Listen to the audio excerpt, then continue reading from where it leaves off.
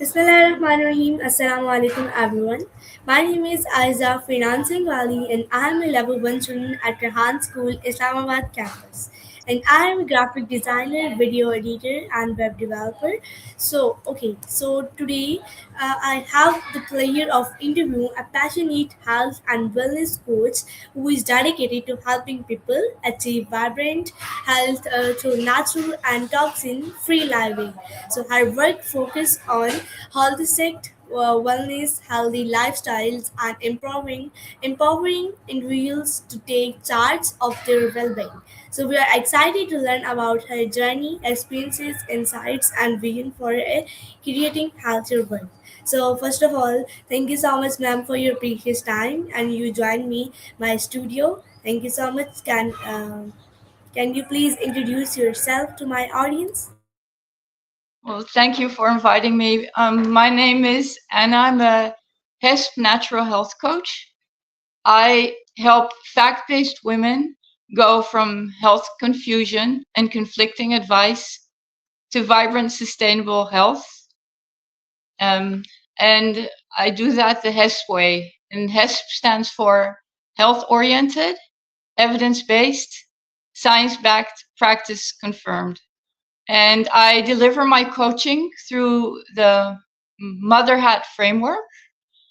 And that's a practical system that integrates Nobel Prize winning discoveries, modern scientific research, and proven real world application into one easy to follow approach.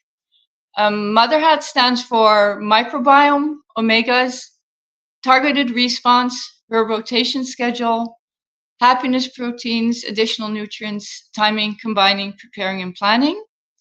And the result is clear, practical pathway through which that helps women restore their health naturally, confidently, and often far more rapidly than they thought possible. Oh, that's very good. Thank you so much for asking. So, my next question is what inspired you to begin your journey in natural health and wellness? So several things, but I think the main thing that that gave me that alerted me that something like this is really necessary is when my dad he was a medical doctor and he discovered a remedy for asthma, and it was published in a prominent medical journal in 1983, and many doctors adopted it, but it didn't become mainstream. So that set me on a journey that when my dad himself got cancer in 1997, it gave me the idea, well, maybe there are other doctors who found solutions for serious illnesses, just like my dad did, which did not become mainstream. And otherwise, I don't think I would have done that. Otherwise, you think, okay, you assume that if someone discovers something, everyone will know about it, right? I think you would assume that too. But because of my experience with my dad, I knew that this was not the case. So I was always very alert to, okay, but what do doctors say? And in 1997 was also, yeah, so my dad got cancer then, and it was also the time that internet started to become a thing. So you could look it up now, right? I used to be someone who would always go to the library with big bags and always researching everything. And now I could just do it on the computer, which was awesome. But what was shocking was that I've 7 years I was looking, and I did find some remedies. I did find like green tea, and it helped him a little, but it didn't heal him. And it wasn't until after he died that I discovered Maria Traben, and she said that small flowered hairy willow herb was something that worked against prostate cancer. And so I was disappointed. I was, okay, it's too late now for my dad. I wish I knew this before. But what really shocked me was when I was giving a course on Nobel Prize winners, in 2019, I found that there was actually a Nobel Prize had been won for a remedy against prostate cancer. And that was won in 1966 by Professor Charles Benton Huggins. It was like 38 years before my dad died in 2004. There was already a remedy for the disease he died from. And what was interesting was that the solution he had was estrogen. And estrogen is the same thing that's in small flowered hairy willow herb. So that was exactly a match with Maria Treben, was a herbalist, and science. And I thought, okay, now I have something that is real. And in the meantime, I'd been continuing my uh, journey to natural health. And so there were several paths. For myself, for others, I looked for solutions for diseases. For myself, I just wanted to live toxin free. I didn't want to burden the environment. But I've never had to make a choice. I've never had to make a choice between, is something healthy or is it good for the environment? Because every time what was best for the environment was also best for my health. So it was several paths, and they all led to the same conclusion. Oh, that's very good. Thank you so much for inspiring others through your wellness journey. Thank you so much, ma'am. Well, thank you for the question. Yeah, you ask very thoughtful questions. Thank you for that. Yes, ma'am. Okay, so how would you describe your health in one sentence? Um, how I would describe my health? Yeah, yeah. Okay, so that's really interesting because I'm 61 now, and I feel better than I did at 20. So that's how big the difference is between uh, toxic and toxin free. Oh, okay. So, please tell me, why is toxin-free living becoming important today? So, it always has been important, but in the past, we had to distinguish between poisonous berries and healthy ones, right?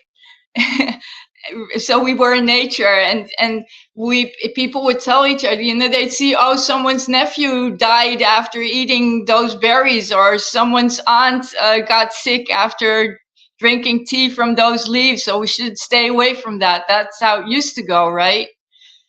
But the thing is now that, of course, there are financial interests involved in getting people to think that things that are not healthy are actually healthy, and that things that are healthy are actually not healthy. And that's something we have to deal with now. But it's probably something our ancestors dealt with as well, because probably if there were two tribes fighting each other and like an enemy tribe would win, they would probably also try to convince that the tribe they won from that something was healthy when it was not. Because if there aren't good intentions, it's very convenient if people poison themselves, right?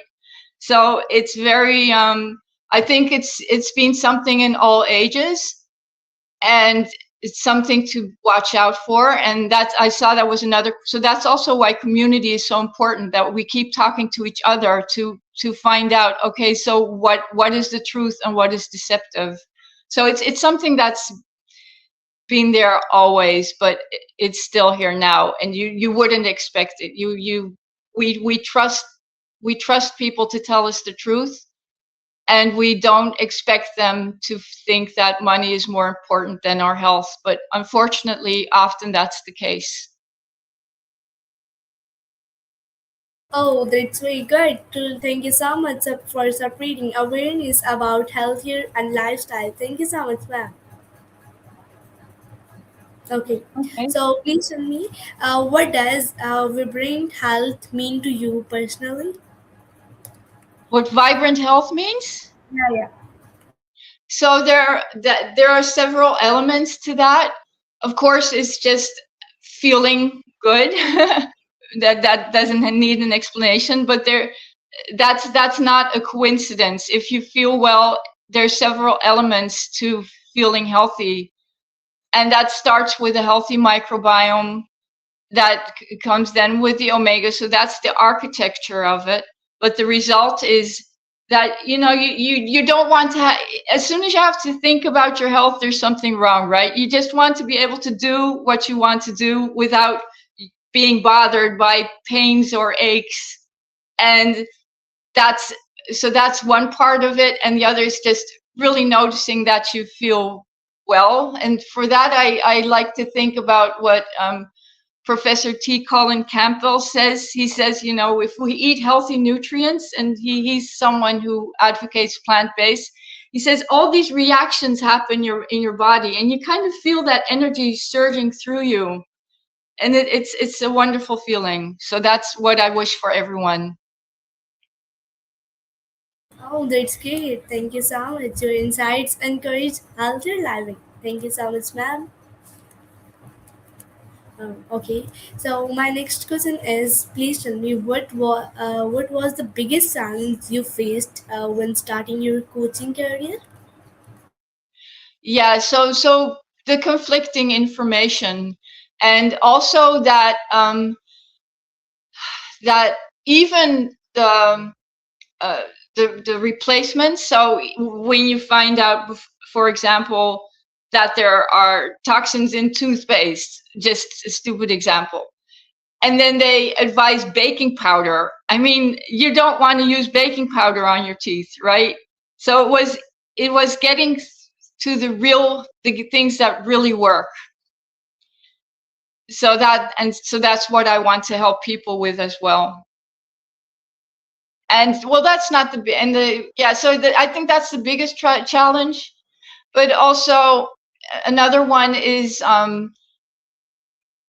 when you finally do find the solutions, then people tend to think you're weird. Instead of, I mean, you think you'd expect everyone to be happy, but then they think you're weird for not using the same products. And so that's something, but that's not the biggest one. The biggest challenge is just finding what really works.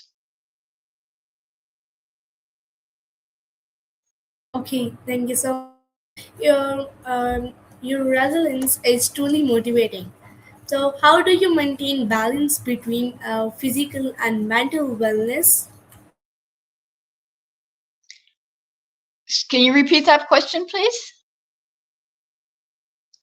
Yeah, of course. I'm saying that how do you maintain balance between physical and mental wellness? The balance between physical and mental wellness. Well, actually, they are very much eh, they are very much the same, because what we need for physical wellness is also what we need for mental wellness. So if you take the omegas, for example, they are also important for brain health, but they're also important for gut health. Um, so yeah, and so also if you have the endorphins, oxytocin, the happiness proteins is what I call them, serotonin, and what is it, dopamine. They are all very good for your health as well. So it's and what tastes best, feels best, and is best. So taking care of your mental health and taking care of your physical health is actually one and the same thing. Oh, that's very good. Thank you so much for asking, ma'am. So, your nice answer. Thank you so much for promoting complete well-being. So, please tell me what daily habits have had the greatest impact on your health? Okay, sorry, you have to repeat that question again. What? Yeah. Okay, of course. So, what daily habits have had the greatest impact on your health? What daily habits? Um, so I'd have to say starting to drink. Well, it depends on what stage you're in. So in the beginning, it was like replacing toxic care products for not toxic ones, which greatly improved my health. so I started making my care products myself. And with every toxic product I replaced for a healthy one, my health improved. But the last step I took was kombucha, which is very rich in B12. And B12, that is, the real B12 is methylcobalamin, whereas the B12 in supplements, even in things that seem healthy, like nutritional yeast, that is cyanocobalamin, and that is not the real B12. So I noticed a big difference, and it was the last step I took, and in my diet, it's microbiome, so it's the first. But that also got rid of all my food sensitivities. So that was a huge difference. Never headaches anymore. I've never had this. Before that, still occasional headaches because I was taking the wrong B12, like many people are. But after that, that all disappeared. So I'll stick with kombucha. Oh, that's very good. Thank you so much. Your healthy habits, inspiring and positive change. Okay, so please tell me what are some common health mistakes people make unknowingly? Oh, there are so many that I don't even know where to begin. But a very important one is fish oil. People think they are getting omegas from fish oil, and they are not. And actually, it's kind of lucky because the kind of omegas that would be in fish oil, if they were not destroyed in the process of making them, are DHA and EPA, and that's not you. You have to have um, the omegas in their parent form. That's how the body can use them. If you get omega-3 ALA, you have to get it from flax seeds and and you have to balance it with omega-6 from sunflower seeds. But no one tells you this, and it's horrible because our whole immune system depends on it. It's an essential nutrient, which means our body cannot make it itself, and so people are taking this fish oil, which is destroying fish populations, which is causing pollution, and it's for nothing. It's not healthy. It's bad for the environment, and they're not getting what they need. So that's a horrible mistake. But there are many, many more. I could fill this whole program with health mistakes people are making. So they have to read my books for that, or come into coaching with me. Oh, But that's another great. one, okay, I'll name another one. So that people thinking that you need meat for your proteins, not true. The best protein sources and even iron sources are plants, but you have to combine them correctly. So eating a salad with a dressing is healthier than eating one without, because you actually need salt to uh, absorb vitamin C. So salad with salt.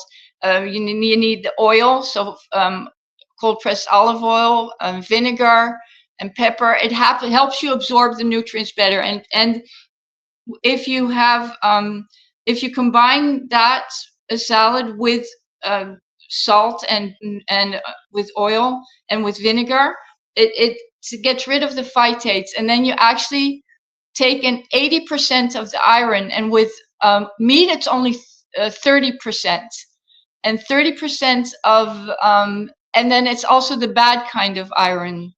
So the iron, the non-heme iron that's in plants is actually better for you than that in meat. So that's another lie. And also proteins, you can get them better from plant foods than from animal foods.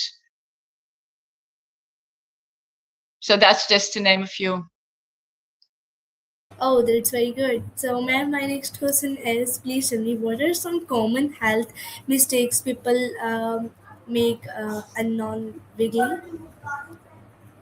Yeah, so those are just a few. Another one that they will call beta carotene, vitamin A, or another, because that's totally different. Beta carotene is good for you. Vitamin A is not good for. But a really big one is vitamin D orally.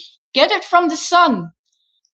And what they think is that, oh, you have to live very near the equator to get enough sun, to get enough vitamin D from the sun. Not true. Your body can store it for, like, if you're in a country in the north where it's dark a part of the year, in the summer you can store so much vitamin D that you can easily survive the winter.